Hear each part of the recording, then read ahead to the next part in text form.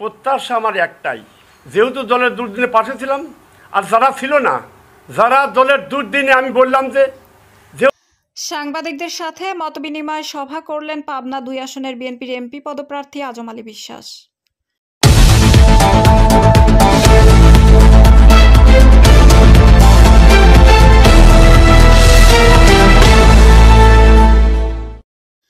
আসসালামু আলাইকুম। চ্যানেল 2 এর সংবাদে সবাইকে স্বাগত জানাচ্ছি। আমি নাইমা খানম।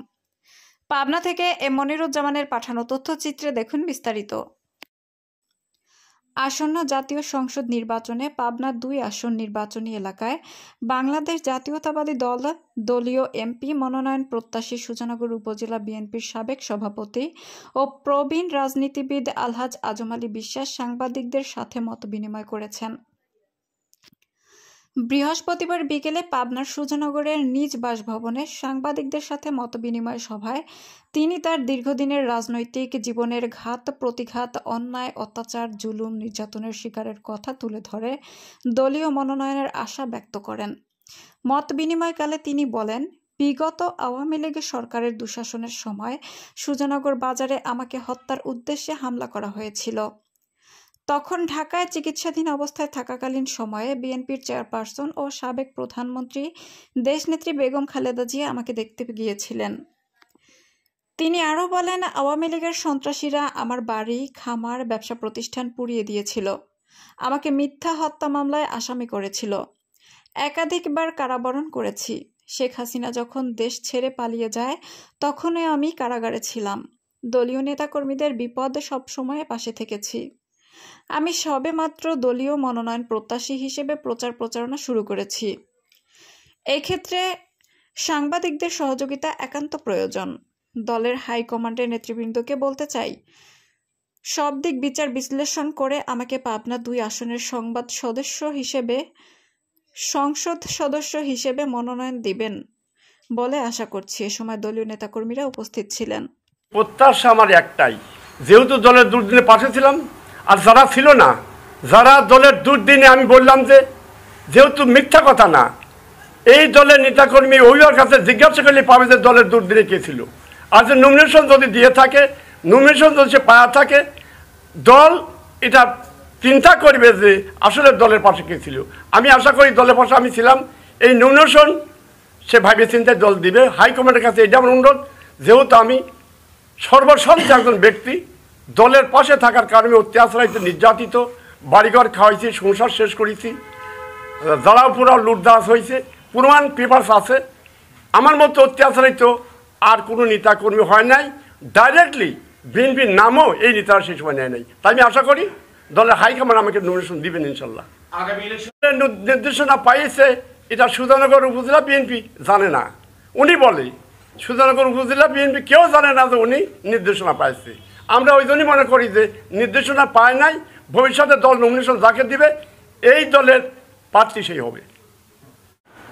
এখানে দল নির্বাচন করার মতো দল এ পর্যন্ত আমি যেটা জানি জামাত ইসলামী নির্বাচন করবে। আর কি একটা দলের কথা আমি শুনছি, এনসিপির কথা শুনি নাই। ওই যে আপনার জুয়েল গণ অধিকার পরিষদ নির্বাচন করবে। আসলে ঘটনাটা কি, বাংলাদেশে শহীদ প্রেসিডেন্ট জিয়াউর রহমানের দল,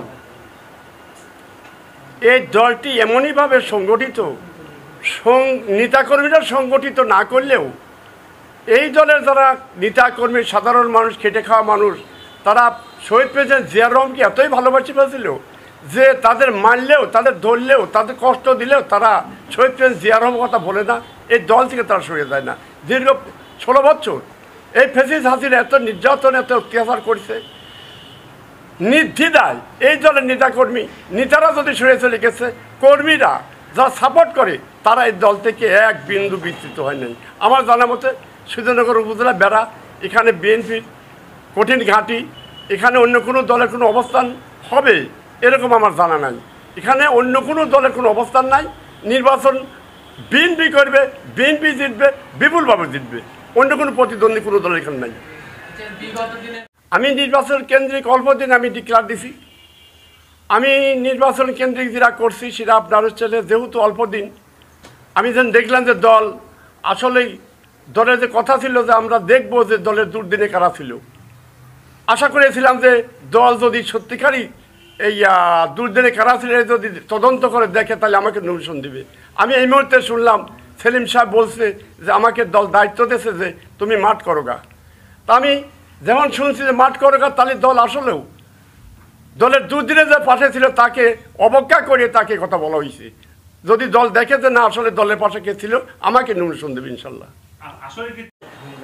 যেটা করলে মানুষ স্বনির্ভরশীল হতে পারে, যেমন বিলগঞ্জ হয়ে গেছে, এখানে আপনার হাজার হাজার বিঘা জমি হয়তো সেইভাবে কৃষি কাজ করতে পারছে না, যেভাবেই হোক এখানে তাদের এখানে কৃষি চাষ করার জন্য যে কোনো ব্যবস্থা আমি নিব। আর এখানে একটা গার্মেন্টস করার জন্য আমরা চেষ্টা করব যাতে সাধারণ মানুষ এখানে কর্মবান্ধব হতে পারেন। সুতরাং মানুষের বিশেষ দরকার কর্মজীবনের। নিজেদের দল ব্যতীত অন্য দলের প্রতিদ্বন্দ্বীকে আপনারা কিভাবে দেখছেন? রাজনৈতিক প্রতিপক্ষ হিসাবে অন্যান্য দলগুলো তো রাজনীতি এবার প্রতিদ্বন্দ্বী হবে এবং তারা নির্বাচনে অংশগ্রহণ করবে, সেক্ষেত্রে আপনারা কি মনে করছেন? বিশেষ করে এখানে মূলত এই যে জনগণ বলতে যেটা বোঝায়, জনগণের প্রতিনিধি সুদূর উপজেলায় কোনো নেতা আজ পর্যন্ত আসে নাই। জনগণের প্রতিনিধি হিসাবে জনগণকে ভালোবাসি বিদায়ী আজকে জনগণের প্রতিনিধি হওয়ার আমার খুব আগ্রহ। আমি জনগণের সুখে দুঃখে পাশে থাকি। মানুষের বিপদ দেখলে আমি ঠিক থাকতে পারি না। মানুষ যে কোনো আপদে বিপদে যে কোনো সময় আমি তাদের পাশে থাকি, তাদের সাহায্য সহায়তা করি, উপকার করি। আমি থানা কাছে থেকে শুরু করে আমি সালিশ দরবার করি, মানুষের বিপদের পাশে থাকি, সেগুলি সমস্যার সমাধান করি। আমি আসলে মানুষের জন্য আমার মন কাঁদে, মানুষকে আমি ভালোবাসি। আর আমি এটা আশা করি এবার মানুষ দেখবে যে আসলে জনগণের নেতা কিনা। জনগণের নেতা এটা উপলব্ধি করলে জনগণ ভোট দিবে, যে আসলে জনগণের নেতা প্রমাণ করে দিবে জনগণ সুন্দরবন উপজেলাবাসী। সুজনগর একটি কৃষি বান্ধব এলাকা, যেটা একপাশে বিল, একপাশে নদী, মাঝখানে এই জনবসতি দুপাশে রয়েছে। এই যে বৃহত্তর এই সুজনগরের দীর্ঘদিনে যারা রাজনীতি করেছে তারা উন্নয়নের জায়গাতে কোনো ছোঁয়া লাগেনি। কি মনে করছেন কোন কোন জায়গাতে আসলে রাজনৈতিকভাবে বা সামাজিকভাবে বা একজন রাজনৈতিক কর্মী হিসেবে কোন কোন বিষয়গুলোকে এই জায়গায় এই জনগণের উন্নয়নের জন্য সেগুলো করলে আসলে জনবান্ধব হিসেবে গড়ে ওঠা সম্ভব, এবং আপনি সেই পরিকল্পনার জায়গাতে রাজনৈতিকভাবে বা একজন নেতা হিসেবে সেই জায়গাগুলো টাচ করছেন কিনা, বা এই যে 10টি ইউনিয়ন রয়েছে, পৌরসভা রয়েছে, এই জনগণকে নিয়ে আপনি ইতিমধ্যে রাজনৈতিক কর্মসূচিগুলো পালন করা শুরু করেছেন কিনা? আমি মানে আপনি একটা ভালো কথা বলছেন। সুজনগর উপজেলা 50% জমি নদী গর্ভে, জনবসতি এতই যে কৃষিকর্ম করতে কর্মচারীদের মূল নির্ভরশীল। আজকে যেহেতু সুজনগর উপজেলা ল্যান্ড অর্ধেক নদী গর্ভে চলে গেছে, এদের কর্মসংস্থান আসলে খুব প্রয়োজন। এতই প্রয়োজন যে তারা হয়তো খুব অভাবে খুব কষ্টের মাধ্যমে দিন যাপন করছে, কর্মসংস্থান বলতে কিছু নাই। তাই আমি চেষ্টা করব, যেহেতু সুজনগরের অর্ধেক জমি নদীগর্ভে চলে গেছে, এখানকার কৃষকদের বা সাধারণ মানুষের কর্ম সংস্থা করার জন্য আমি আপ্রাণ চেষ্টা করব যে সুজনগরে কি বলে কর্মসংস্থান কি